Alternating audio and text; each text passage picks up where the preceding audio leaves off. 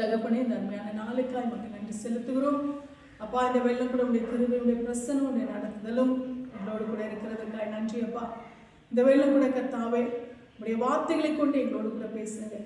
என்ன தடைகள் வந்தாலும் உங்களுடைய வார்த்தைகள் தடை இல்லாதபடிக்கு வெளிப்படுகிறதா இருக்கிறபடினாலே இந்த நாளில் என்னுடைய வார்த்தைகளை எங்களோடு கூட வெளிப்படுத்தபடி ஆச்சு. ஏசு கிறிஸ்துவின் நாமத்தில் சொல்லியிருக்கிறார்கள். ஆமென். அல்லேலூயா.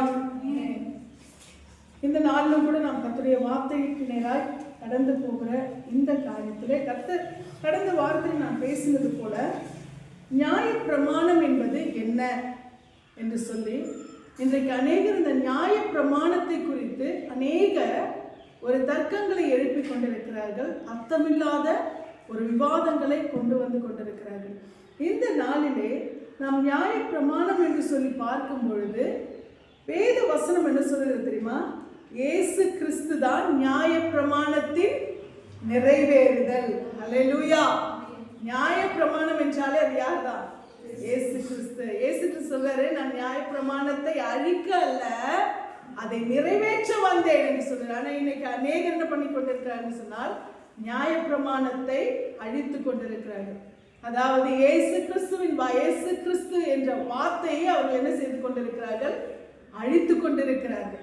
நாம் இந்த வசனங்களுக்கு நேராய் கடந்து போவோம். மத்தேயு 5ஆம் அதிகாரத்திலே நாம் வாசிக்கும் பொழுது 17 - 48 வரைக்கும் இயேசு கிறிஸ்து இதை குறித்து முழுமையாய் நமக்கு விளங்க பண்ணுகிறார். அதிலே நாம் மத்தேயு 5ஆம் அதிகாரம் 17ஆம் வசனத்தை நாம் வாசிக்கலாம்.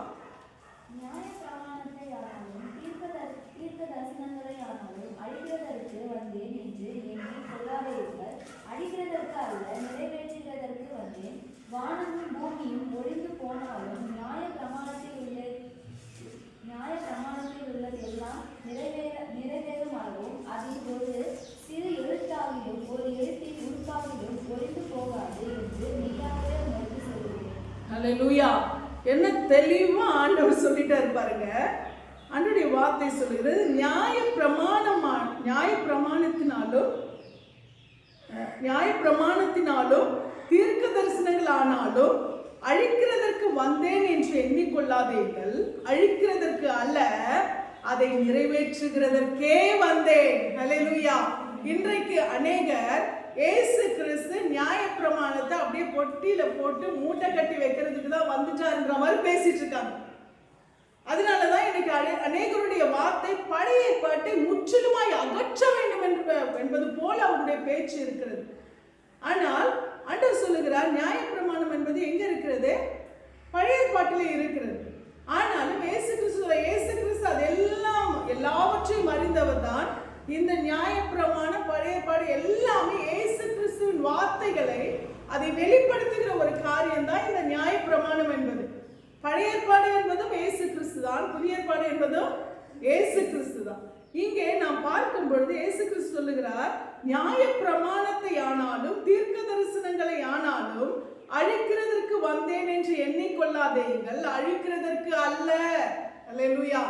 ஏன்னா இன்னைக்கு இப்படிப்பட்ட சத்திய புரட்டர்கள் இருக்கிறார்கள் என்பதற்காக தான் ஆண்டவர் திட்டவட்டமா சொல்லிட்டாரு, நான் அழிக்கிறதற்கு இல்லை, நான் அழிக்கிறதற்கு வரல, நான் எதற்கு வந்திருக்கிறேன்?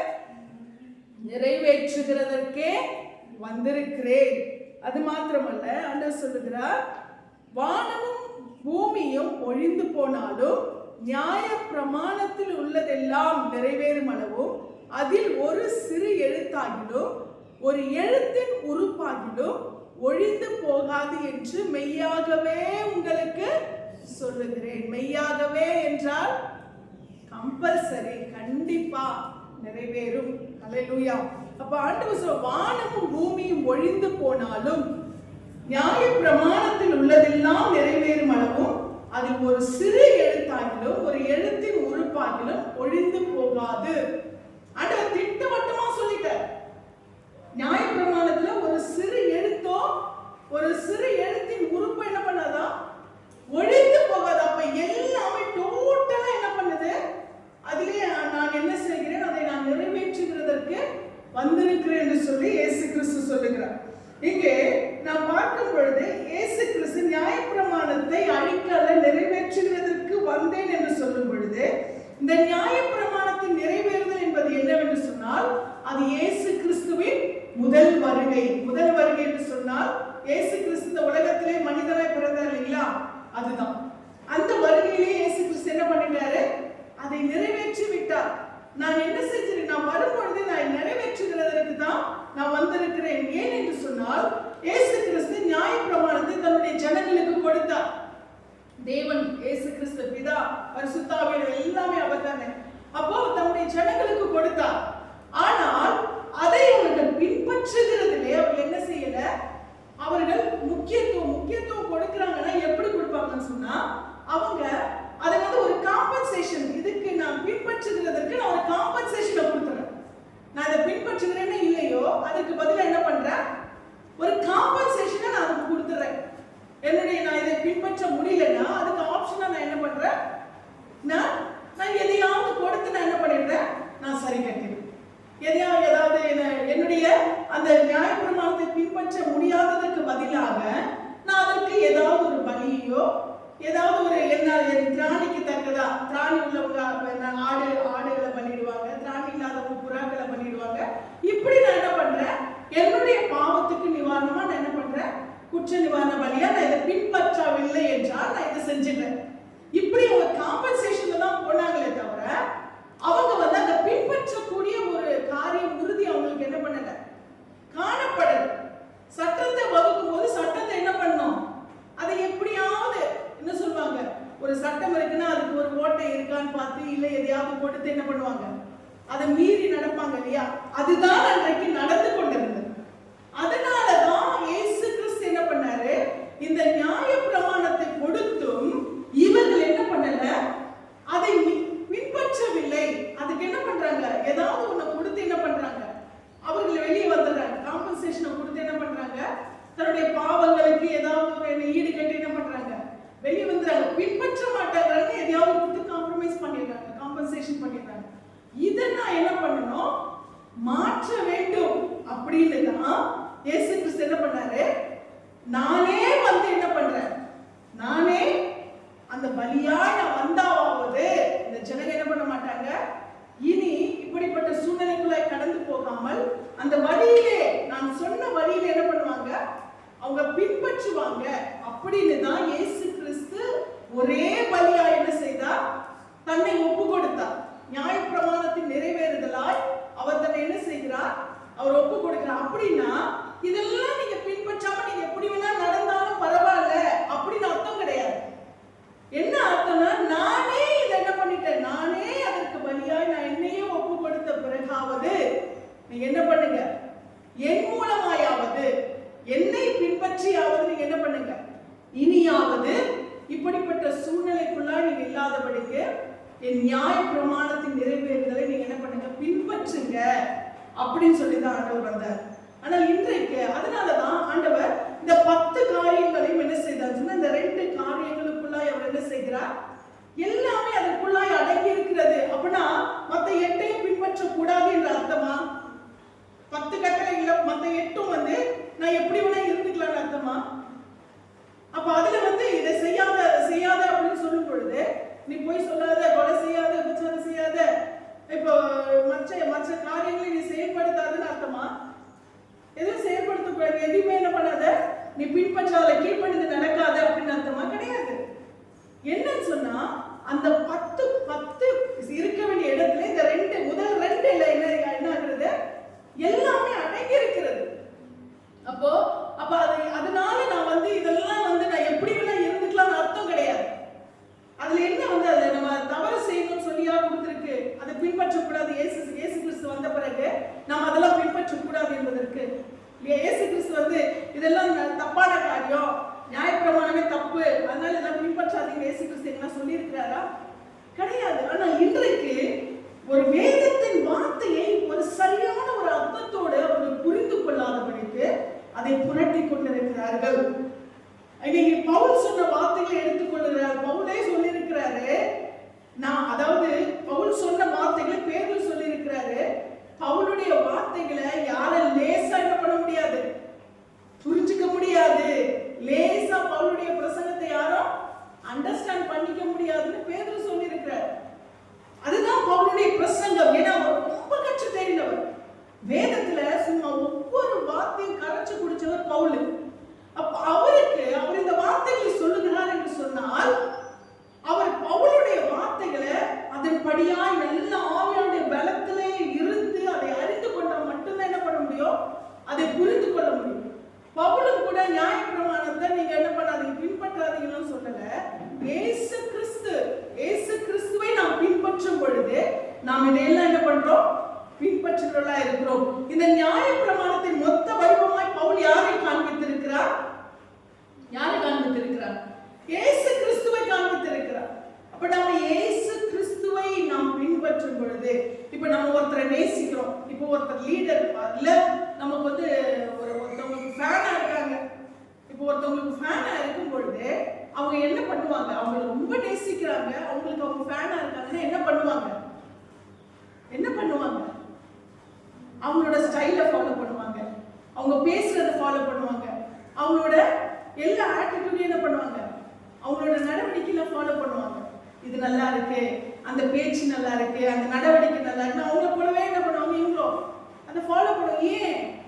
ஏன் ஃபாலோ பண்றாங்க? அவங்களே இவங்களுக்கு பிடிக்கும், ரொம்ப அவங்களுக்கு இவங்க ஃபேனு.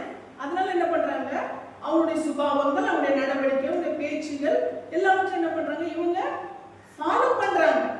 அப்ப நாம இயேசு கிறிஸ்துவை நாம் நேசிப்போமானால் நாம என்ன பண்ணுவோம், அவர் என்ன சொன்னார் அதான் இயேசு சொல்லிக்கிறார். என்ன பார்த்தாவது நீங்க என்ன பண்ணுங்க, நான் தான் நியாயப்பிரமாணத்தின் நிறைவேறுதல், நான் ஃபாலோ பண்றேன், நீங்க என்ன பண்ணுங்க, என்னை போல நீங்க என்ன பண்ணுங்க, என்னை பின்பற்றுங்கள் அப்படின்னு என்ன பண்ணிருக்கிறாரு, அவர் சொல்லி இருக்கிறாரு. தவிர நம்முடைய இன்றைக்கு இருக்கிற நூதனமான சத்தியம் என்ன செய்து கொண்டிருக்கிறது, நியாயப்பிரமாணத்தை டோட்டலா இயேசு கிறிஸ்து குழி தோண்டி புதைக்க வந்தார். தவிர என்ன பண்ணிட்டு இருக்காங்க, அவங்க பேசிட்டு இருக்காங்க. இங்க பார்க்கும் பொழுது இயேசு கிறிஸ்து வானமும் பூமியும் ஒழிந்து போனாலும் நியாயப்பிரமாணத்தில் உள்ளதெல்லாம் நிறைவேறும் அளவும் அதில் ஒரு சிறு எழுத்தாகிலும் ஒரு எழுத்தின் உறுப்பாகிலும் ஒழிந்து போகாது.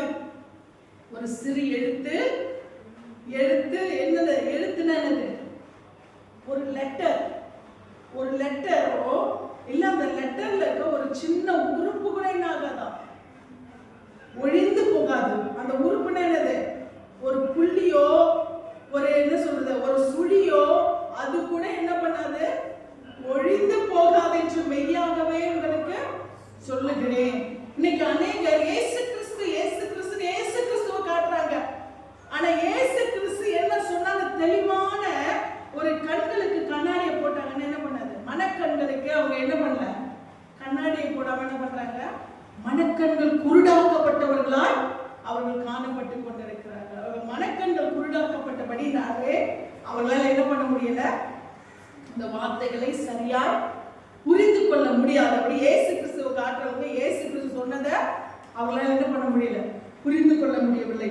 இன்றைக்கு இருக்கிற நூதனமான காரியங்களை நாம ரொம்ப தெளிவாக தான் என்ன பண்ணணும், புரிந்து கொள்ளணும். ஏன்னா சில காரியங்கள் அநேகர் என்ன பண்ணிட்டு இருக்காங்கன்னா இன்னைக்கு அதை பின்பற்றி கொண்டிருக்கிறார்கள். இன்றைக்கு வழி தவறி என்ன பண்ணிட்டு இருக்காங்க, அதுதான் சரின்னு சொல்லி இன்னைக்கு பின்பற்றி கொண்டிருக்கிறபடினாலதான் இன்றைக்கு அதை குறித்து பேச வேண்டிய ஒரு சூழ்நிலைக்குள்ளாய் காணப்படுகிறேன். லூக்கா 24ஆம் அதிகாரத்திலே நீங்கள் வாசிப்பீர்களானால் 13ஆம் வசனத்திலிருந்து நீங்க வாசிப்பீங்கன்னா அங்கே ஒரு சம்பவம் இருக்கிறது. லூக்கா 24ஆம் அதிகாரம், லூக்கா 24:13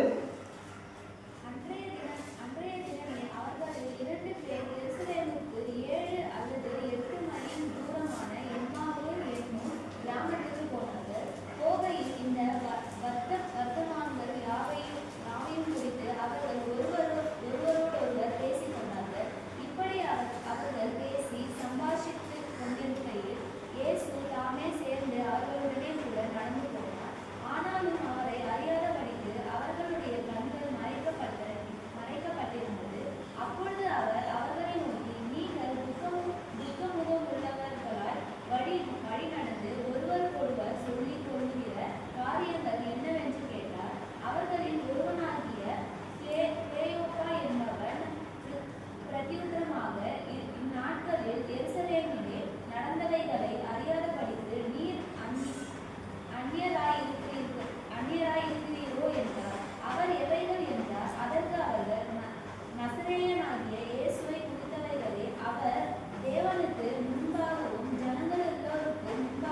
25ஆம் வசனம்.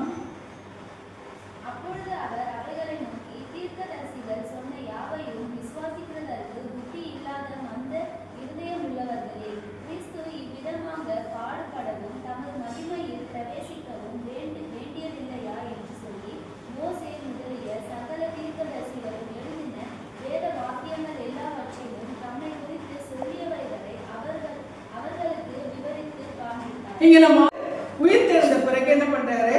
அவர் சில சகோதரிகளுக்கு தன்னை வெளிப்படுத்துகிறார். அதற்கு பின்பாக எம்மாவுக்கு கடந்து போகிற சீஷர்களுக்கு என்ன பண்றாரு? தன்னை வெளிப்படுத்துகிறார். அப்பொழுது அவர் துக்கமுகமா இருக்கும்போது ஏன் இப்படி துக்கமுகமா இருக்கீங்கன்னு கேட்கிறாரு. அப்ப அவங்க சொல்றாங்க, நீங்க என்ன வெளியூர்ல இருந்து வந்திருக்கீங்களா? இங்க நடந்ததெல்லாம் உங்களுக்கு தெரியாதா? இயேசு கிறிஸ்து என்ற பிரசித்தமான ஒரு தீர்க்கதரிசி, அவர் என்ன பண்ணிட்டாங்க? சிலுவையில அரைஞ்சு இந்த மாதிரி அவரை கல்லறையில வச்சுட்டாங்க. நாங்க அதெல்லாம் நினைச்சுதான் நாங்க என்ன பண்றோம்? துக்கமா இருக்கிறோம் அப்படின்னு சொல்லி அவர்கள் சொல்லும் பொழுது, அப்ப இயேசு கிறிஸ்து சொல்றாரு, அவங்க இந்த காரியங்களை குறித்தே பேசிக் கொண்டிருக்கும் பொழுது இயேசு கிறிஸ்து சொல்றாரு, அப்பொழுது அவர் அவர்களை நோக்கி, தீர்க்கதரிசிகள் சொன்ன யாவையும் விசுவாசிக்கிறதற்கு புத்தி இல்லாத மந்த இருதயம் உள்ளவர்களே, கிறிஸ்து விதமாய் பாடுபடவும் தமது மகிமையில் பிரவேசிக்கும் வேண்டியதில்லையா என்று சொல்லி மோசே முதலிய சகல தீர்க்கதரிசிகளும் எழுதின வேத வாக்கியங்கள் எல்லாவற்றிலும் தம்மை குறித்து சொல்லியவைகளை அவர்களுக்கு அவர் காண்பித்தார். ஹல்லேலூயா. இயேசு கிறிஸ்து என்ன பண்றாங்க? மோசே முதலிய தீர்க்கதரிசிகள் அவங்க எல்லாரும் என்ன பண்ணிருக்காங்க? அப்ப இங்கே பழைய பாட்டின் காரியங்கள் எல்லாமே யாரை குறித்து சொல்லி இருக்கிறது? இயேசு கிறிஸ்துவை குறித்து சொல்லி இருக்கிறது. அப்ப அது ரிஜெக்டட் புக் கிடையாது. இல்லனா நாம என்ன பண்ணிருப்போம்? புதிய ஏற்பாடுல ஒரு சின்ன புக் எடுத்துட்டு என்ன பண்ணிருப்போம்? நம்ம சபைக்கு வந்திருப்போம்ல, இல்லையா? ஏன் நம்ம இன்னும் இந்த பழைய ஏற்பாடு இணைக்கப்பட்ட ஒரு புத்தகத்தை நாம் வைத்திருக்கிறோம்? ஏனென்றால் அதுவும் இயேசு கிறிஸ்து தான், இதுவும் இயேசு கிறிஸ்து தான். அப்ப இங்கே அவர் சொல்லுகிறார், தீர்க்கதரிசிகள் இதெல்லாம் எங்க போட்டிருக்கு? தீர்க்கதரிசிகள் சொன்னவைகள் யாவையும் விசுவாசிக்கிறதற்கு புத்தி இல்லாத மந்த இருதயம் உள்ளவர்கள். அன்னைக்கு இருக்கிறவங்களை பார்த்து மட்டும் இல்ல, இன்னைக்கு நியாயப்பிரமாணத்தை புரட்டி கொண்டிருக்கிறவனுக்கும் இயேசு கிறிஸ்து இதுதான் சொல்றார். இயேசு கிறிஸ்துவை பழைய ஏற்பாட்டை இன்னும் அதை ஒரு ரிஜெக்டட் புக் போல பார்க்கறாங்க தெரியுமா? அவர்களுக்கும் இயேசு கிறிஸ்து இதைத்தான் சொல்லுகிறார், கிறிஸ்து இவ்விதமாக பாடுபடவும் தமது மகிமையை பிரவேசிக்கவும் வேண்டியதில்லையா என்று சொல்லி மோசே முதலிய சகல தீர்க்கதரிசிகளும் எழுதின வேத வாக்கியங்கள் எல்லாவற்றிலும் தம்மை குறித்து சொல்லியவைகளை அவர்களுக்கு விவரித்து காண்பித்தார். மோசே முதலிய தீர்க்கதரிசிகள். மோசே என்ன எழுதியிருக்கிறார்? மோசே கொடுத்த அந்த ஆகமங்கள் எல்லாவற்றிலுமே நியாயப்பிரமாணத்தின் வெளிப்பாடுகள் தான் இருக்கு. நிறைய பாத்தீங்கன்னா இந்த உபாகமத்துல எல்லாவற்றிலுமே நீங்க பாத்தீங்கன்னா நியாயப்பிரமாணத்தின் வெளிப்பாடு. இதெல்லாமே யாரை குறித்து சொல்லி இருக்கிறது? இயேசு கிறிஸ்துவை. இயேசு கிறிஸ்து எதையெல்லாம் செய்யக்கூடாதுன்னு இன்னைக்கும் சொல்றாரோ அதுதான் அன்னைக்கு என்ன பண்ணிருக்கு? சொல்லி இருக்கிறது. ஆனால் இயேசு கிறிஸ்து அதை தம்மை காண்பித்து நான் அதை என்ன பண்ணிருக்கிறேன்? நிறைவேற்றிருக்கிறேன்னா அப்போ டோட்டலா என்ன பண்றாரு? இயேசு கிறிஸ்து தம்மை வெளிப்படுத்தி நான் என்ன செய்திருக்கிறேன்? அதை நிறைவேற்றும்படியாய் இயேசு கிறிஸ்து இந்த பூமியில இருந்த பொழுதும், அவர் மனிதனா இருந்த பொழுதும் இதை எல்லாவற்றையும் அவர் என்ன பண்ணாரு? ஃபாலோ பண்ணார். அவர் என்ன பண்றாரு? இதை எல்லாவற்றையும் அவர் ஃபாலோ பண்ணி தான் நடக்கிறார். இதை ஃபாலோ பண்ணாம இருந்ததில்லை. ஆனால் என்ன சொல்லுகிறார் இயேசு கிறிஸ்து என்று சொன்னால், நீங்கள் இவைகளையும் செய்யுங்கள், அவைகளை என்ன பண்ணாதீங்க, விட்டு விடாதிருங்கள். ஏன் என்று சொன்னால் அவங்க அதை மட்டும் ஃபாலோ பண்ணுவாங்க, ஆனால் அவங்க செய்ய வேண்டியது என்ன பண்ண மாட்டாங்க? செய்ய மாட்டாங்க. அதுக்காக இயேசு கிறிஸ்து என்ன பண்றாரு? அவர் சில காரியங்களை எப்படியாய் செயல்படுத்த வேண்டும் என்று சொல்லி அவர் என்ன செய்யறார்? தம்மை வெளிப்படுத்தி அவர் சொல்லுகிறார். அது மாத்திரமல்ல, நாம் தொடர்ந்து வாசிக்கும் பொழுது யோவான் எழுதின சுவிசேஷத்திலே 1ஆம் அதிகாரம் 45ஆம் வசனத்தை நாம் வாசிக்கிறோம்.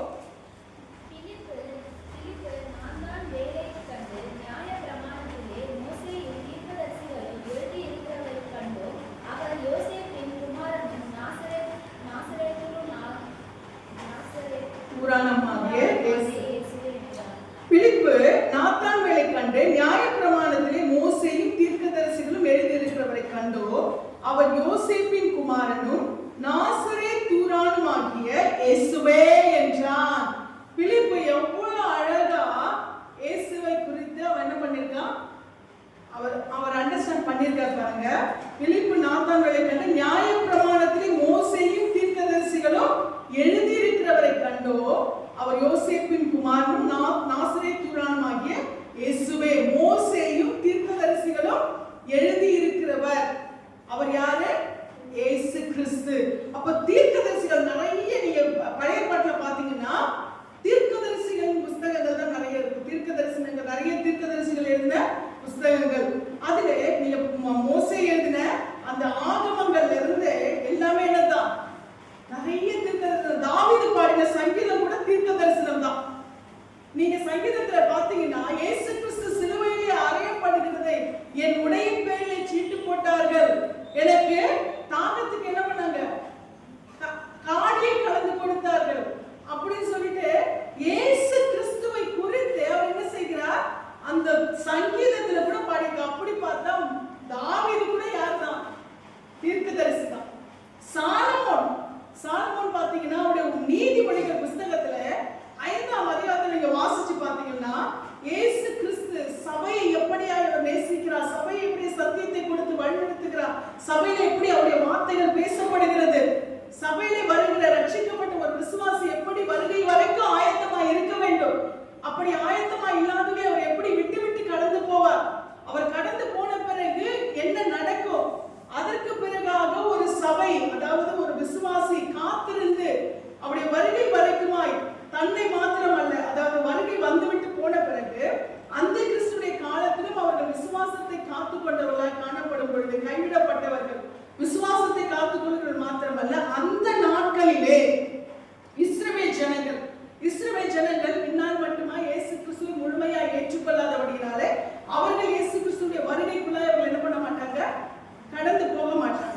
அப்ப அவர்களும் அந்த நாட்களிலே இருப்பார்கள். அப்பொழுது அவர்கள் இயேசு கிறிஸ்துவை ஏற்றுக்கொண்டு மற்ற, அதாவது உலகத்தின் சூழ்நிலைகளுக்குள்ளாய் கடந்து போய் அந்த ரட்சிப்பை இழந்து கைவிடப்பட்ட விசுவாசிகள் இயேசு கிறிஸ்து வந்துவிட்டு போன பிறகு, இயேசு கிறிஸ்து அந்த இரண்டாம் வருகை வந்து போன பிறகு அவர்கள் உணர்ந்து தங்களுடைய விசுவாசத்திலே நிற்க வேண்டும். இனியாக இயேசு கிறிஸ்துடைய அந்த வருகை, அந்த நியாய தீர்ப்பிலே நாம் என்ன பண்ணக்கூடாது? நாம் குற்றவாளிகளாக இருக்கக்கூடாது என்பதற்காக அவர்கள் என்ன செய்கிறார்கள்? அவர்கள் தங்களை அந்த சூழ்நிலையில கைவிடப்பட்ட பிறகு காத்துக்கொள்வதோடு கூட இந்த அந்த கிறிஸ்துவின் ஆட்சியில இருக்கிற இந்த இஸ்ரவேல் இவர்கள் என்ன பண்ணுவார்கள்? 3.5 வருடங்களுக்கு பிறகு அவர்கள் என்ன செய்வார்கள்? இயேசு கிறிஸ்துவை அவர்கள் ஏற்றுக்கொள்வார்கள். 3.5 வருஷம் கழிச்சு அவனை குறிச்சு அவங்களுக்கு முழுமையாய் தெரியும் போது இயேசு கிறிஸ்துவை ஏற்றுக்கொண்டு நாங்களும் அவரை தேடுவோம். அந்த வார்த்தையை பார்த்தீங்கன்னா அவங்க யார்கிட்ட சொல்றாங்க? ரட்சிக்கப்பட்ட புறஜாதிகளாய் இருக்கிற அவர்களிடத்திலே இந்த அதாவது இந்த இஸ்ரவேல் ஜனங்கள், எருசலேம் குமாரத்திகள் என்று சொல்லுகிறது யாரை குறிப்பிடுகிறது? இஸ்ரவேல் ஜனங்களை. இந்த எருசலேம் குமாரத்திகளும் என்ன பண்ணுவாங்களா? உங்களோடு கூட நாங்களும் இயேசு கிறிஸ்துவை தேடுவோம்னு சொல்லி 6ஆம் அதிகாரத்திலே அவர்கள் சொல்லுவார்கள். நீங்க வாசிச்சீங்கன்னா அந்த வசனத்தை நீங்க வாசிச்சீங்கன்னா இந்த சம்பவம் எல்லாம் நடந்த பிறகு அந்த வசனம் வரும் பாருங்க. 1ஆம் வசனம், 6ஆம் அதிகாரம் 1ஆம் வசனம், உன்னத பாட்டுல 6ஆம் அதிகாரம் 1ஆம் வசனம்.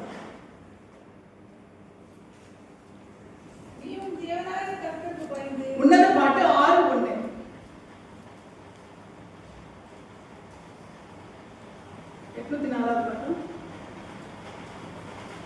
உன் நேசர் எங்கே போனார்? ஸ்திரீகளில் ரூபவதியே, உன் நேசர் எவ்விடம் போய்விட்டார்? உன்னோடே கூட நாங்களும் அவரை தேடுவோம். ஹல்லேலூயா. யார் சொல்றதா? எருசலேம் குமாரத்திகள். இது ஒரு என்ன சொல்றது? ஒரு காவியமாய் இது வெளியிடப்பட்டு இருக்கிறது. ஆனால் இது என்னது? இது சபை ரட்சிக்கப்பட்டதிலிருந்து இது கடைசி இயேசு கிறிஸ்துவின் வருகை, அந்த வருகை வந்து போன பிறகு அதற்கு பிறகாய் அந்த கிறிஸ்துவின் ஆட்சிக்கு பிறகாக இஸ்ரவேல் ஜனங்கள் இயேசு கிறிஸ்துவை ஏற்றுக்கொள்கிற அந்த சம்பவம் வரைக்குமா இதுல என்ன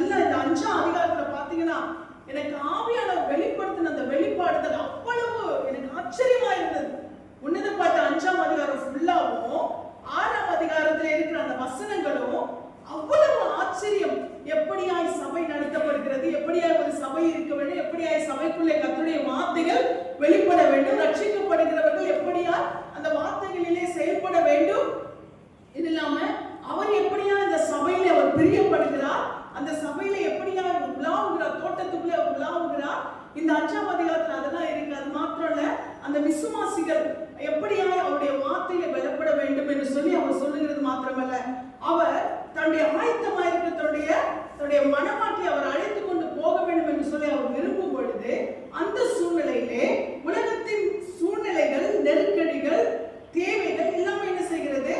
அவரை விட்டு விலகி போக செய்து அந்த மனமாட்டி அந்த சபையை நித்திரை மயக்கமாக்கி விடுகிறது. அதற்கு பின்பாக அவர் வரும் பொழுது அவர்களால் மறுபடியும் அதை விட்டு மீண்டு வர முடியவில்லை. ரட்சிப்பின் வஸ்திரத்தை நான் இழந்து விட்டேனே என்று சொல்லி அந்த மனவாட்டி என்ன செய்கிறார்? அவர் வரும் பொழுது அவரோடு கூட அவளால் என்ன பண்ண முடியல, அந்த சபையால அவரோடு கூட என்ன பண்ண முடியல, போக முடியவில்லை.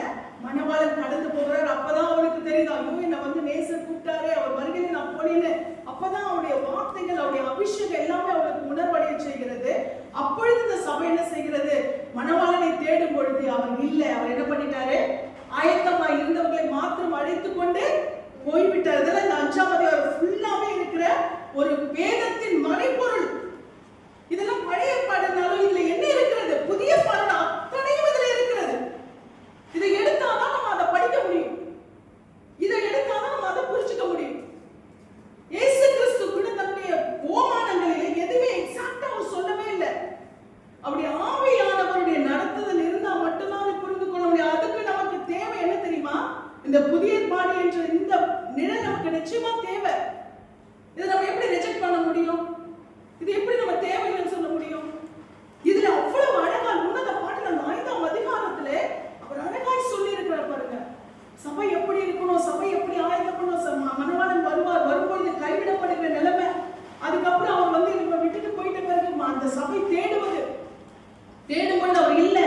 அப்ப என்ன பண்ணுது? ஐயோ இது வரைக்கும் தான் நான் என்ன பண்ணிட்டேன், இப்படியா நான் நெத்திரியா இருந்துட்டேன், இப்படியா நான் உலகத்துக்குள்ள இருந்துட்டேன், இனிமேல் ஆகுது அவர் வந்து என்னை கூட்டிட்டு போகிறதுக்கு நான் என்ன பண்ணணும், என்னை ஆயத்தப்படுத்திக்கணும்னு என்ன பண்றா? இந்த புறஜாதியா, நம்ம தான் சபை, புறஜாதியா இருந்து நாம என்ன பண்ணிருக்கிறோம்? ரட்சிக்கப்பட்டு இருக்கிறோம் இல்லையா? நம்மை தான் ஆண்டவர் என்ன பண்ணிருக்கிறார்? இயேசு கிறிஸ்து நம்மை தெரிந்து கொண்டார். ஏன்னா அவங்க தள்ளிட்டாங்க. யார் தள்ளிட்டாங்க? இஸ்ரவேல் ஜனங்கள் இயேசு கிறிஸ்துவை ஏற்றுக்கொள்ளல. அதனால நம்மிடத்துல வந்தார், நம்மை என்ன பண்ண தெரிந்து கொண்டார். நாம மனவாட்டிகளா இருக்கோம். இப்ப இந்த மனவாட்டிகளும் என்ன செய்துட்டாங்க? கொஞ்சம் என்ன பண்ணிட்டாங்க? நிர்விசாரமாய் ஆயிட்டோம் இல்லையா? இன்னைக்கு இருக்கிற ரட்சிக்கப்பட்ட புறஜாதிகளா இருக்கிற நாமளும் என்ன பண்ணிட்டோம்? இன்னைக்கு கொஞ்சம் நிர்விசாரமா. இன்னைக்கு பாத்தீங்கன்னா நமக்குள்ளே இருக்கக்கூடிய அந்த ஆவியின் பலன் இல்லாதபடிக்கு கொஞ்சம் நிர்விசாரங்கள் வரும் பொழுது அந்த சூழ்நிலை அவருடைய வருகையிலே அநேகர் என்ன செய்கிறார்? கைவிடப்படுகிறார். அதற்கு பின்பாக உணர்வடைந்து இருக்கிறவங்க என்ன பண்றாங்க? இனிமேல் நான் ஆண்டவரை தேடுவேன்னு சொல்லி அவர்கள் தேடுகிறார். அந்த நேரத்துல யார் வந்துட்டா? காவலாளி, நகரத்தின் காவலாளி யாரு? அதுக்கு பிறகு யார் தான் காவலாளி? அந்த கிறிஸ்து. இதெல்லாம் நீங்க வாசிச்சீங்கன்னா ஆச்சரியமா இருக்கும். இதெல்லாம் படிச்சு பாக்குறது இல்ல நினைக்கிறேன் பேசுறவங்க. இங்க பாத்தீங்கன்னா அவ வந்து இப்ப மணவாளனை தேடுறா. 7ஆம் வசனத்துல வாசிச்சீங்கன்னா, நகரத்தில் திரிகிற காவலாளர் என்னை கண்டு என்னை அடித்து என்னை காயப்படுத்தினார்கள். யார் அவர்கள்? அந்த கிறிஸ்து. அந்த நேரத்துல போய் அவங்க கிட்ட போய் நான் இயேசு கிறிஸ்து வேணும்னு சொன்னா அவன் விடுவானா? விடமாட்டான் இல்லையா? இயேசு கிறிஸ்துக்கு நான் போனோம், நான் இயேசு கிறிஸ்து தான் தேடுறேன்னு சொன்னா அவன் விடுவானா? விடமாட்டான். அப்போ அவன் என்ன செய்கிறான்? அப்படி ஆட்சியில, அந்த கிறிஸ்துவின் ஆட்சியில கொடுமைகள். அப்போ இந்த சூழ்நிலையில் இஸ்ரவேல் ஜனங்கள் என்ன செய்கிறார்கள் சொன்னால், இயேசு கிறிஸ்து என்ற ஒருவரை அவங்க அந்த கிறிஸ்து மேசியா என்று சொல்லி அவர்கள் நினைத்துக் கொண்டிருந்தார்கள். ஆனால் அவருடைய செயல்பாடுகள் எப்படி ஆயிடுது? அவருடைய மேசியா என்ற என்னுடைய குணாதிசயங்கள் அவரிடத்தில் வெளிப்படவில்லை என்று சொல்லும் பொழுது அவர்கள் அப்பொழுது உணர்ந்து கொள்ளுகிறார்கள், இவன் மேசியா அல்ல. மேசியா என்ன பண்ணிட்டாரு? வந்துட்டு போயிட்டாரு. நாங்க அவர் வரும்பொழுது நாங்களும் மிஸ் பண்ணிட்டோமே. புரியுதா உங்களுக்கு? இதை யார் யோசிக்கிறது? இஸ்ரவேல் ஜனங்கள்.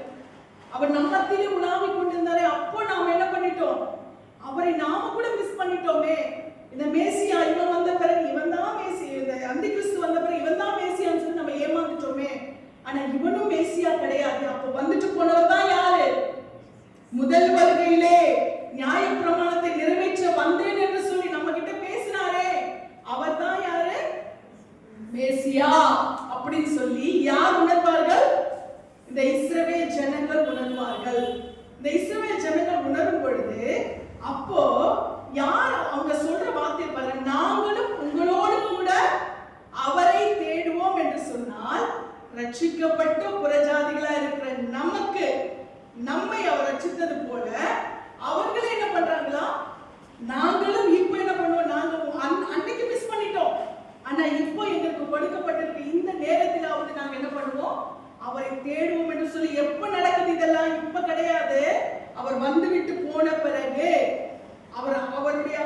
அந்த வருகை முடிந்த பிறகு அந்த கிறிஸ்துவின் ஆட்சி வருது பார்த்தீங்களா, அந்த 3 வருஷம் அவனை குறித்த அடையாளம் கண்டு கொண்ட பிறகு இந்த வார்த்தையை சொல்றோம்.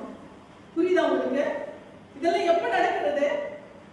இதெல்லாம் எப்ப நடக்கிறது?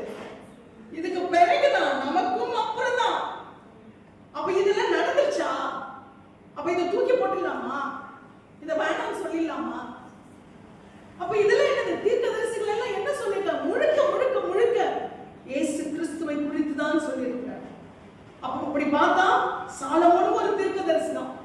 சாலமோன் எழுதின உன்னத பாட்டிலே சபை என்ற மணவாட்டி, இயேசு கிறிஸ்து என்ற மணவாளன், இவங்க எப்படியா கிறிஸ்து இந்த ஐக்கியம் இருக்க வேண்டும் என்பதை தான் அவர் என்ன செய்திருக்கிறார்? இந்த உன்னத பாட்டின் புஸ்தகத்திலே அவர் சொல்லியிருக்கிறார். அப்ப இது கடைசி வரைக்கும் வருது.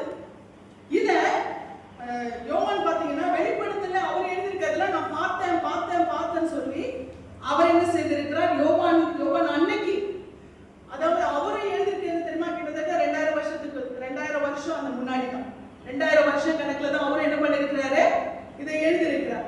அப்ப அவரும் அதை என்ன பண்ணிருக்காரு? இனிமே நடக்க போறது அவர் பார்த்து சொல்லிருக்காரு. அன்றைக்கு சாலமோன் என்ன பண்ணிருக்காரு? இந்த உன்னத பாட்டின் புஸ்தகத்துல அவர் அதைத்தான் சொல்லியிருக்கிறார். இப்ப இன்றைக்கு நாம எந்த விதத்துல இயேசு கிறிஸ்து நியாயப்பிரமாணத்தை அழிக்க வந்தார் என்று சொல்லி அவருடைய வார்த்தைகளை ஏற்றுக்கொள்ள முடியும் இல்லையா? இயேசு கிறிஸ்து தெல்ல தெளிவாய் சொல்லியிருக்கிறார். அவர் நிறைவேற்றுகிறதற்கே நான் வந்தேன் என்று சொல்லி. இதெல்லாம் நான் ஏன் சபைக்கு பேசுகிறேன் என்று சொன்னால், இப்படி வஞ்சிக்கப்பட்டவர்கள் நல்ல ஆவிக்குரிய சபையில இருந்த சத்தியத்தை கேட்டவங்க அப்படிப்பட்ட குரூப்ல போய் சேர்ந்துட்டாங்க. இதுதான் எனக்கு வேதனை. சத்தியத்தை கேட்டவங்க எப்படி இப்படி வஞ்சிக்கப்படுகிறார்கள் என்று சொல்லி ஆச்சரியமா இருக்கிறது. அதனாலதான் இன்றைக்கு இந்த காரியங்களை குறித்து பேச வேண்டிய ஒரு கட்டாயத்துக்குள்ளே நாம் இருக்கிறோம். அதனால நான் மிக மிக தெளிவடைந்தோட நான் பேசுறது உங்களுக்கு புரியுதா? ஏதோ ஆசீர்வதிக்கப்படுவேன், ஏதோ ஆண்டவர் சத்துருக்களை நிர்மூலமாக்குவார், ஏதாவது பேசினா நமக்கு கொஞ்சம் பிரயோஜனமா இருக்கும். இல்லை, நமக்கு அது இல்லை.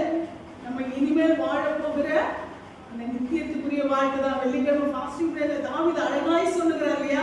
அந்த வசனத்தை நீங்க வாசிச்சீங்கன்னா அவர் சொல்றாரு, நான் எதற்காக இவ்வளவையும் நான் அந்த உலகத்துல நான் தாங்கி கொண்டிருக்கேன் என்று சொன்னால், அவர் சொல்ற வார்த்தை அந்த சங்கீதத்துல வாசிச்சோம் அன்னைக்கு கூட, அந்த 27ஆம் சங்கீதத்துல நாம் வாசிச்சோம்.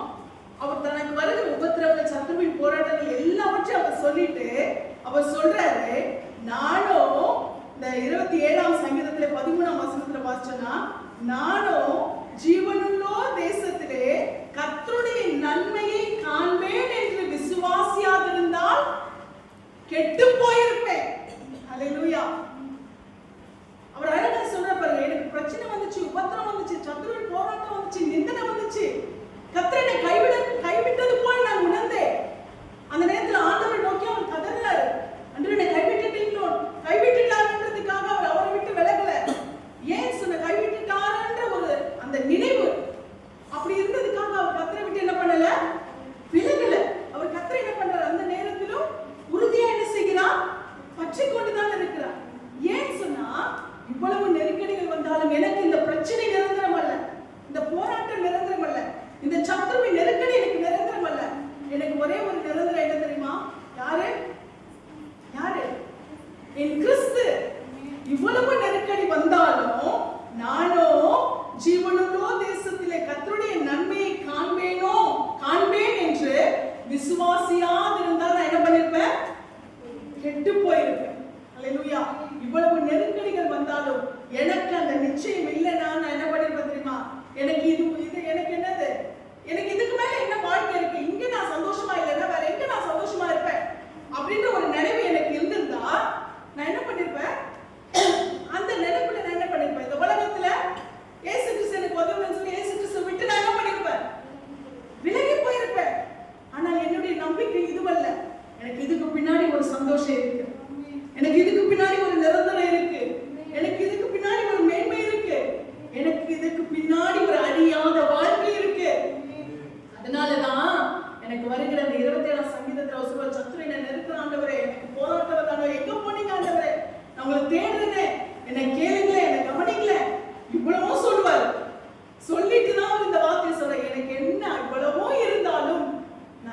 தெரியுமா அவரை விசுவாசிக்கிறேன், ஏன் தெரியுமா நான் அவரை விடல, எனக்கு இது நிரந்தரம் இல்லை.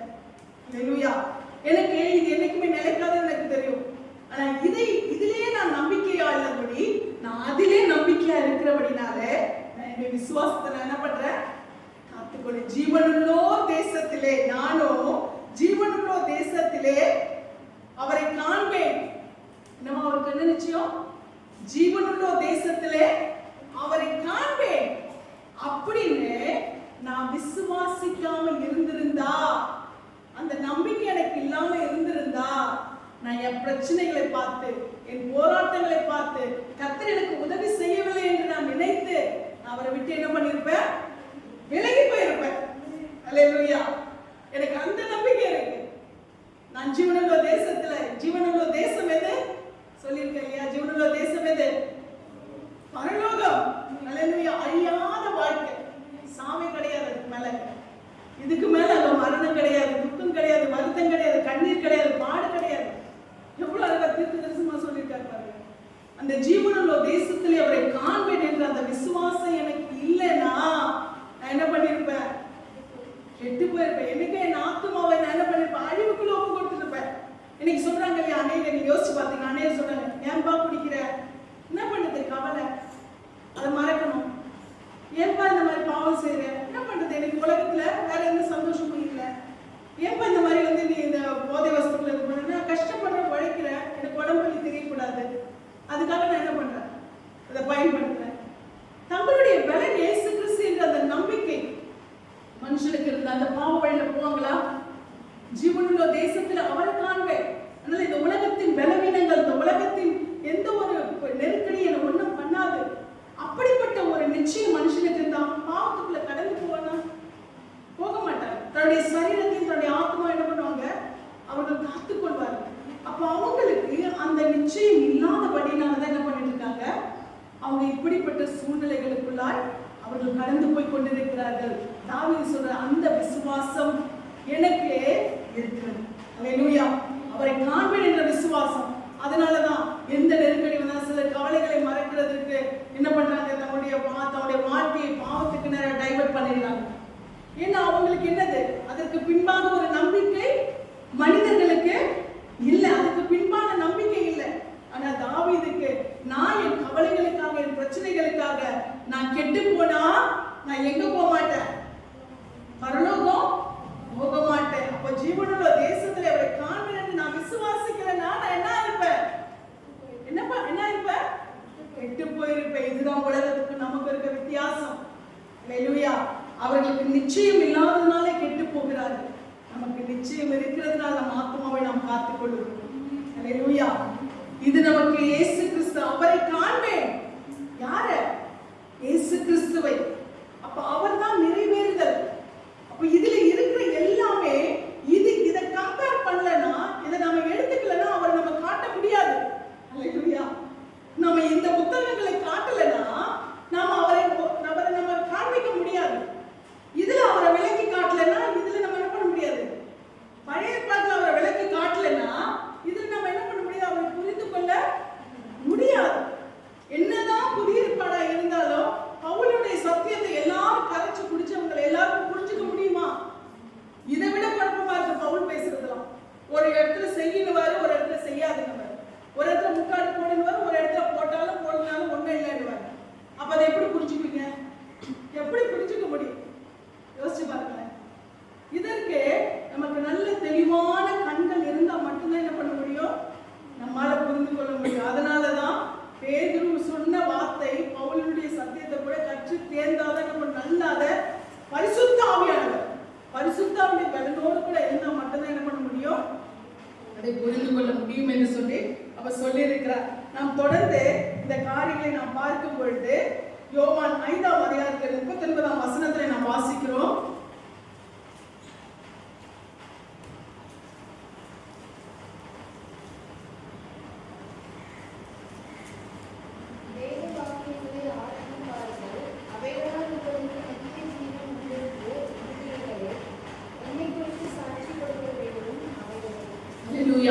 வேத வாக்கியங்களை ஆராய்ந்து பாருங்கள், அவைகளால் உங்களுக்கு நித்திய ஜீவன் உண்டென்று நினைக்கிறீர்களே, என்னை குறித்து சாட்சி கொடுக்கிறவைகளும் அவைகளே. வேத வாக்கியங்களை ஆராய்ந்து பாருங்கள் என்று சொல்லி இயேசு கிறிஸ்து புதிய ஏற்பாட்டையா சொன்னார். ஏன்னா இயேசு கிறிஸ்து வந்து பேசும் பொழுது, இயேசு கிறிஸ்து வந்து பிரசங்கம் பண்ணும்போது மத்தேயு கூட எழுதப்படல. அல்லேலூயா. இயேசு கிறிஸ்து வந்து பிரசங்கம் பண்ணும் பொழுது மத்தேயு கூட எழுதப்படல. பவுல் எழுதின எல்லா நிருபங்களும், கொரிந்தியர்ல இருந்து தீமோத்தேயுல இருந்து எல்லா நிருபங்களுமே எப்ப எழுதப்பட்டதுன்னா இயேசு கிறிஸ்து வந்துவிட்டு போன பிறகுதான். அப்ப இயேசு கிறிஸ்து எந்த வேத வாக்கியங்களை ஆராய்ந்து பார்க்க சொல்லுகிறார்? எந்த வேத வாக்கியங்கள்? பழைய ஏற்பாடு. அல்லேலூயா. வேத வாக்கியங்களை ஆராய்ந்து பாருங்கள், அவைகளால் உங்களுக்கு நித்திய ஜீவன் உண்டு என்று எண்ணுகிறீர்களே. அல்லேலூயா.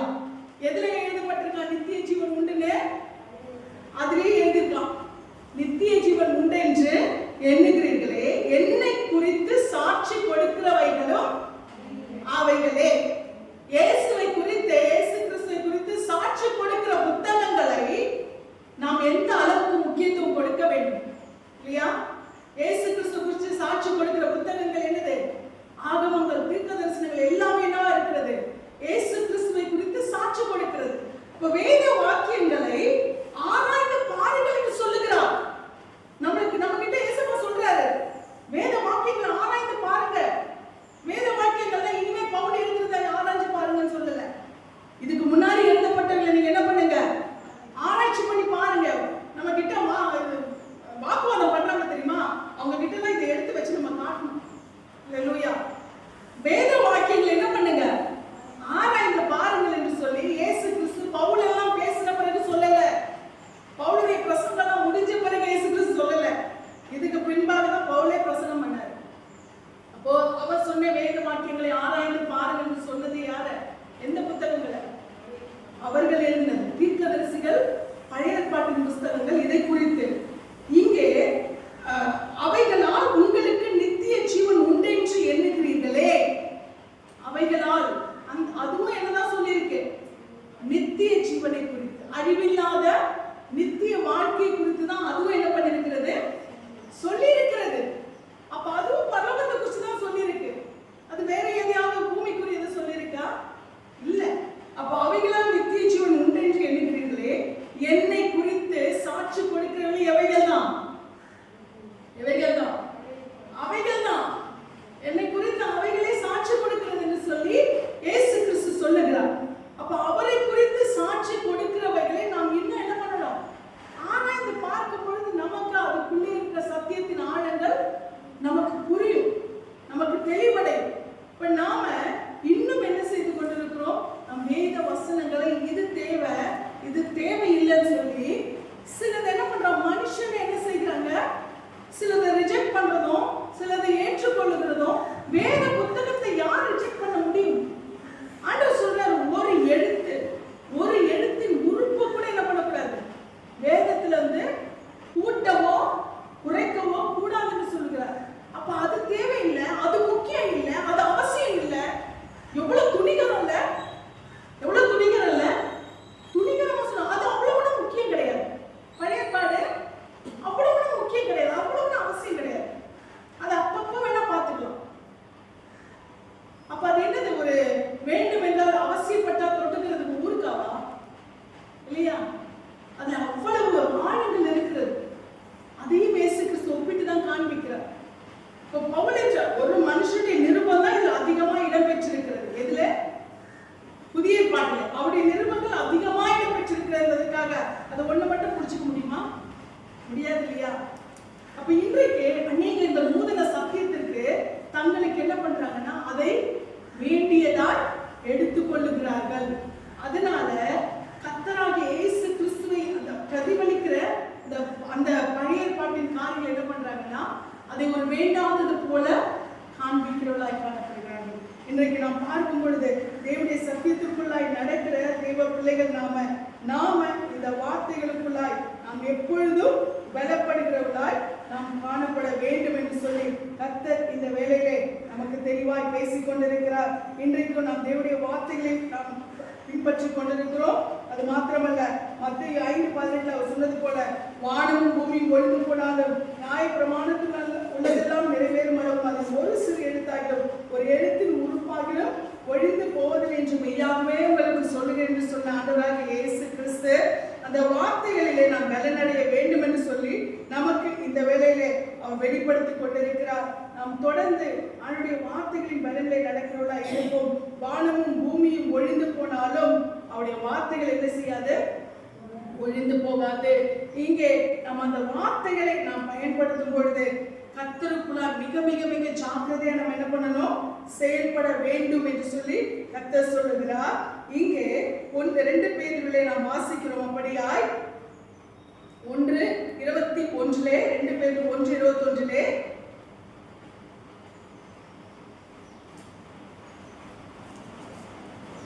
2 பேதுரு 1:21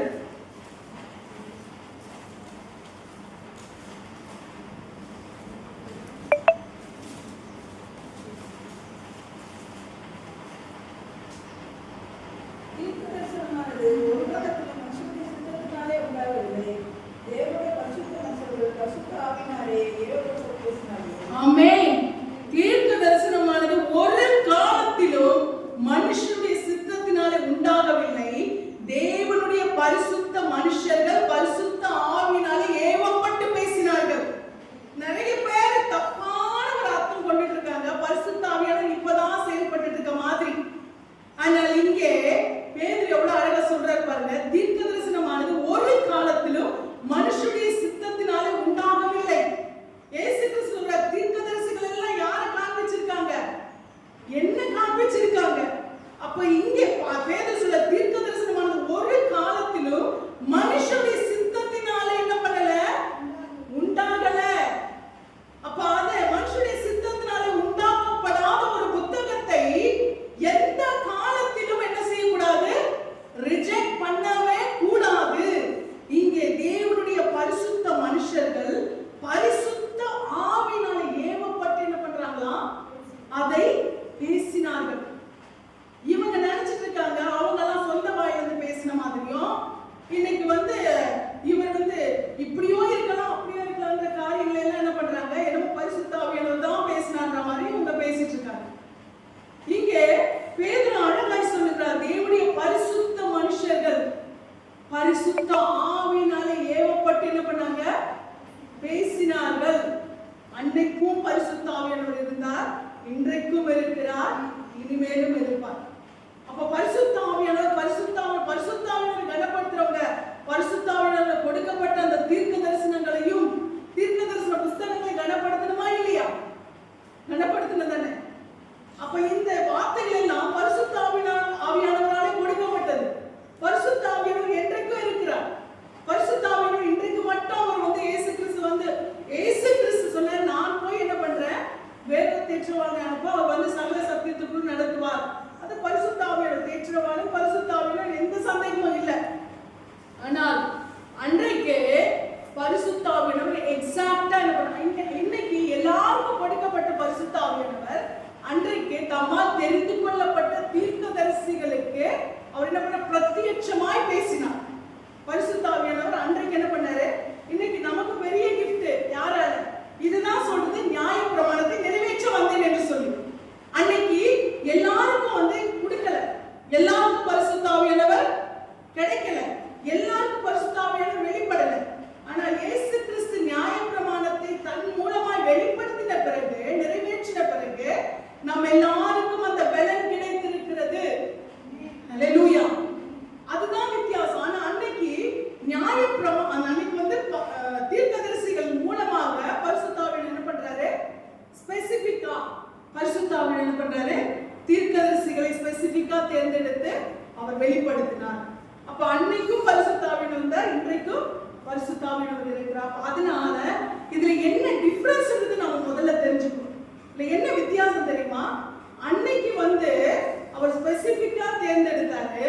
இன்னைக்கு இயேசு கிறிஸ்து அவர் எல்லாருக்கும், ஹல்லேலூயா. அன்றைக்கு நியாயப்பிரமாணம் இஸ்ரவேலருக்கு மட்டும் இருந்தது. நியாயப்பிரமாணம் இயேசு கிறிஸ்து, நல்ல கவனிங்க, நியாயப்பிரமாணம் யாரு? இயேசு கிறிஸ்து. நான் தான் நியாயப்பிரமாணம்ன்றார்.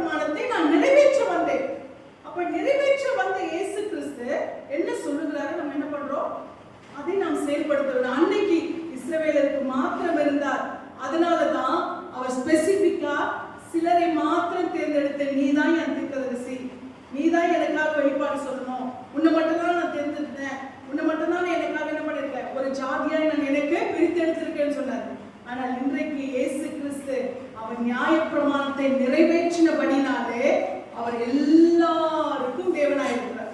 அல்லேலூயா. ஸ்பெசிபிக்கா நீதான் நீதான் நீதான் இவங்க மட்டும் தான் அப்படின்னு இல்லை. அன்னைக்கு தீர்க்கதரிசிகளுக்கு மாத்திரம் இங்க பாருங்க, நீ பரிசுத்த ஆவியினாலே ஏவப்பட்டு யார் பேசினதா? பரிசுத்தவான்கள் தீர்க்கதரிசிகள் என்ன பண்ணாங்க? பேசினாங்க. ஆனா இன்றைக்கு இயேசு கிறிஸ்துவை ஏற்றுக்கொண்டு அவருடைய பரிசுத்த ஆவியை பெற்றுக் கொள்ளுகிறவர் எல்லாருக்குள்ளும் அவர் பேசுவார். அல்லேலூயா. எல்லாருக்குள்ளும் அவர் என்ன பண்ணுவாரு? நம்முடைய வார்த்தைகளை அவர் வெளிப்படுத்துவார். இப்ப நாம இன்றைக்கு என்ன பண்ணிட்டு இருக்கோம்? அப்படிப்பட்ட கிருபைகளை நாம் பெற்றுக்கொண்டவர்களாய் நாம் காணப்படுகிறோம். அல்லேலூயா. அப்ப நாம என்ன இன்னைக்கு நாம விசுவாசிக்க வேண்டியது என்ன தெரியுமா? இயேசு கிறிஸ்து அதை விட கொஞ்சம் எக்ஸ்ட்ரா என்ன பண்ணிருக்கிறாரு? அநேகருக்கு அந்த கிருபைகளை என்ன பண்ணிருக்கிறாரு? கொடுத்திருக்கிறார். இதுதான் நியாயப்பிரமாணத்திலே அவர் என்ன பண்ணிருக்கிறாரு? நிறைவேற்றிருக்கிறாரு. தவிர அதை அழிக்கிறார் என்ற அர்த்தம் கிடையாது. நியாயப்பிரமாணத்துல ஒரு ரெஸ்ட்ரிக்ஷன் இருந்துச்சு. நியாயப்பிரமாணத்துல ஒரு ரெஸ்ட்ரிக்ஷன் இருந்துச்சு. இவங்க மட்டும் தான் இதை செய்யணும், அவங்க மட்டும் தான் அதை பண்ணணும், அவங்க மட்டும் தான் இதை பின்பற்றணும், அவங்களுக்கு மட்டும்தான், நீங்க வேற நீங்க வேற இப்படின்னு நியாயப்பிரமாணத்துல இருந்துச்சு. ஆனால் இயேசு கிறிஸ்து நிறைவேற்றினா எல்லாருக்கும் அது அப்படின்னு சொல்லி அவர் நிறைவேற்றினார். அல்லேலூயா. இதுதான் வித்தியாசம். இதுதான் நியாயப்பிரமாணத்தின் அன்றைக்கு இருக்கிற வித்தியாசமோ இன்னைக்கு இருக்கிற வித்தியாசமே தவிர அதை தூக்கி குழி தோண்டி குப்பையில போடணும்னு அர்த்தம் இல்லை. அல்லேலூயா. அன்னைக்கு இஸ்ரவேல் ஜனங்களுக்கு மாத்திரம் இஸ்ரவேல் ஜனங்க தான் அப்படின்னு சொல்லி அவங்க மாத்திரம் தான் அவ தான் எங்க தேவன், எங்களுக்கு மட்டும்தான் அவ தேவன், நீங்கெல்லாம் வேறன்னு என்ன பண்ணாங்க? அவங்க வித்தியாசத்தை பார்த்தார்கள். மற்ற எல்லாம் புறஜாதிகளா என்ன பண்ணாங்க? ஒதுக்கி வைத்தார்கள். ஆனால் இயேசு கிறிஸ்து வந்த பிறகு எல்லாரும் என்னுடைய பிள்ளைகள். அல்லேலூயா. எல்லாருக்குமா நான் என்ன பண்ணேன்? நான் வெளிப்பட்டு இருக்கிறேன். நியாயப்பிரமாணத்தின் நிறைவேறுதலாய் நான் வெளிப்பட்டு இருக்கிறேன். அல்லேலூயா. இதுதான் இயேசு கிறிஸ்து சொன்னது. அன்னைக்கு அவங்களுக்கு மட்டும்தான் இருந்துச்சு. இன்னைக்கு நம்ம எல்லாருக்கும் ஆண்டவர் பண்ணிருக்கிறாரு. இந்த நிறைவேறுதலை அவர் வெளிப்படுத்தி இருக்கிறார். அல்லேலூயா. அன்னைக்கு அவங்களுக்கு மட்டும்தான் பரிசுத்த ஆவியானவர் வெளிப்பட்டாரு. இன்னைக்கு அவர் அப்பா பிதாவின் உண்மையா கூப்பிட்டு ரட்சிக்கப்பட்ட ஒவ்வொரு தேவ பிள்ளைகளுக்குள்ளும் யார் இருக்கிறார்? பரிசுத்த ஆவியானவர். அல்லேலூயா. பரிசுத்த ஆவியானவர் என்ன பண்றாரு? ஏன்னா அவர் சொல்லிட்டார்ல, நான் போய் சிலருக்கு மாத்திரம் வெளிப்பட்ட அந்த பரிசுத்த ஆவியானவரை, நல்லா கவனிங்க, சிலருக்கு மாத்திரம் வெளிப்பட்ட அந்த பரிசுத்த ஆவியானவரை நான் எல்லாருக்கும் கொடுக்க போறேன்னு சொல்லி அவர் இந்த நியாயப்பிரமாணத்தை நிறைவேற்றி நம்ம எல்லாருக்குமே கொடுத்துட்டார். இதுதான் நியாயப்பிரமாணத்தின் நிறைவேறுதல். புரியுதுங்களா? இதுதான் நியாயப்பிரமாணத்தின் நிறைவேறுதல். அவங்க தங்களுக்கு மாத்திரம் என்று வைத்துக் கொண்டிருந்ததை இயேசு கிறிஸ்து எல்லாருக்குமா என்ன செய்து விட்டாரு? அதை வெளிப்படுத்தி விட்டார். அல்லேலூயா. இன்றைக்கு இந்த நியாயப்பிரமாணத்தின் வெளிப்படுத்தல, நியாயப்பிரமாணத்தின் நிறைவேறுதல் இருக்கிற நாம் தேவ பிள்ளைகளா இருக்கிறோம். ஆண்டவருடைய அந்த வார்த்தைகளை நாம் பின்பற்றுவதா இருப்போம். கர்த்தர் அந்த கிருபையை நம்மை நடத்துவாராக. கர்த்தருடைய நாமத்துக்கு மகிமை உண்டாகட்டும். கிறிஸ்துவின் பிரமாணம் நீங்க வாசிச்சீங்கன்னா, இந்த நான் வாசிக்க வேண்டாம், நான் வீட்டுல போய் கூட நீங்க வாசிச்சுக்கோங்க. மார்க் 10:17-22 வரைக்கும் கிறிஸ்துவின் பிரமாணம் என்பது இயேசு கிறிஸ்து நமக்காக வெளிப்பட்டு அவர் நியாய பிரமாணத்தை நிறைவேற்றினது. அல்லேலூயா. மற்ற இஸ்ரவேலுக்கு மாத்திரம் இருந்ததை இன்றைக்கு இயேசு கிறிஸ்து என்ன பண்ணிருக்கிறாரு? நமக்குமா இந்த ரட்சிப்பை கொடுத்து, நமக்குமா இந்த மீட்பை கொடுத்து, நமக்கும் அந்த பரிசுத்த ஆவியானவரை என்ன பண்ணிட்டாரு? அவர் கொடுத்துட்டார். சிலருக்கு மாத்திரம் வெளிப்பட்ட பரிசுத்த ஆவியானவரை நம்ம எல்லாருக்கும் கொடுத்து, இன்றைக்கு அவருடைய ஆலோசனை, அவருடைய நடத்துதல், அவருடைய வெளிப்பாடு எல்லாமே பரிசுத்த ஆவியானவர் மூலமாக நமக்கு என்ன செய்து கொண்டிருக்கிறது? வெளிப்பட்டு கொண்டிருக்கிறது. அன்னைக்கு ஏதாவது தேவைன்னா யார்கிட்ட ஓடுவாங்க தெரியுமா? தீர்க்கதரிசிகிட்ட ஓடுவாங்க, ஞான திருஷ்டிக்காரர்கள் அவங்க கிட்ட ஓடுவாங்க. யார் அவங்கெல்லாம்? பரிசுத்த ஆவியானவர், வேதத்தில் சொல்லப்பட்ட பரிசுத்த ஆவியானவராலே வெளிப்படுத்தப்பட்டு பேசினவர்கள். இன்னைக்கு நீங்க அறையில போய், அப்பா இன்னைக்கு நான் என்ன செய்யணும், என்னோட பேசுங்க, பரிசுத்த ஆவியானவர் என்னோட இடைப்படுங்க. அவர் நம்மளோட கூட, நம்முடைய உள்ளத்திலே பரிசுத்த ஆவியானவர் நம்மோடு கூட பேசிக் கொண்டிருக்கிறார் இல்லையா? இன்னைக்கு அநேகர் என்ன பண்ணிருக்காங்க? டவருக்கும் அங்கே இங்கே தீர்க்கதரிசியில தேடி ஓடிக்கொண்டிருக்கிறார்கள். நம்ம எந்த தீர்க்கதரிசி தேடி ஓட வேண்டியதில்லை. நமக்குள்ளே ஒரு தீர்க்கதரிசி இருக்கிறார். அல்லேலூயா. நமக்குள்ளே ஒரு தீர்க்கதரிசி இருக்கிறார். இன்னைக்கு யாராவது கேட்டு என்ன சொல்றாருன்னு கேட்டா எனக்கு வெறுப்பாதான் வரும். என்ன சொல்றாரு ஆண்டவர், என்ன சொல்றாரு உங்ககிட்ட சொல்ல மாட்டாரா? உங்களுக்குள்ள பரிசுத்த ஆவியானவர் இல்லையா? அப்படித்தானே. இல்லையா? நாம் உண்மையா ரட்சிக்கப்பட்டால், நாம் உண்மையா பரிசுத்த ஆவியானவரை பெற்றுக்கொண்டால் நமக்குள்ளே அவர் பேசுவார். அல்லேலூயா. ஆமாதானே? நமக்குள்ளே அவர் இடைப்படுவார், நமக்குள்ளே இருந்து அவர் நடத்துவார். அன்றைக்கு நியாயப்பிரமாணம் தீர்க்கதரிசிகளுக்கு மாத்திரம் வெளிப்பட்டது. அன்றைக்கு நியாயப்பிரமாணத்தின் காரியங்கள், அன்றைக்கு வெளிப்பாடுகள், அன்றைக்கு பரிசுத்த ஆவியை நடத்துதல் அவங்களுக்கு மட்டும் வெளிப்பட்டுச்சு. மற்ற ஜனங்களை யார்கிட்ட போய் கேட்பாங்க? தீர்க்கதரிசி கிட்ட போய் கேட்பாங்க. ஆனால் இன்றைக்கு நமக்குள்ளே இருக்கிற பரிசுத்த ஆவியானவர் நமக்கு எல்லாவற்றையும் கற்றுக் கொடுக்கிறார், கண்டித்து உணர்த்துகிறார். அல்லேலூயா. நமக்கு போக வேண்டிய வழி அவர் என்ன செய்கிறார்? நமக்கு காண்பிக்கிறார். அப்ப நமக்குள்ளே இருக்கிற பரிசுத்த ஆவியானவர் நமக்கு வெளிப்படுத்துகிறபடினாலே நாம் அவர்களுக்கு கிடைத்த அந்த பாக்கியத்தை இன்றைக்கு சாதாரண ஒரு மனுஷன் கூட, கல்லாதவர்கள் கூட கர்த்தருடைய நடத்துதலை உணர்ந்து கொள்ள முடியும். அல்லேலூயா. இன்றைக்கு நியாயப்பிரமாணத்தின் நிறைவேறுதலால் ஆண்டவராகிய இயேசு கிறிஸ்து வந்திருக்கிறார். அவர் நியாயப்பிரமாணத்தை அழிக்க அல்ல, நிறைவேற்றுகிறதற்கு வந்தார். அவர்களுக்கு கொடுத்த அத்தனை கிருபைகளையும் கர்த்தர் நமக்கு கொடுத்திருக்கிறார். இன்றைக்கு அந்த கிருபையை நாம் பலப்படுவோம். பரிசுத்த ஆவியுடைய பலத்திலே ஒவ்வொரு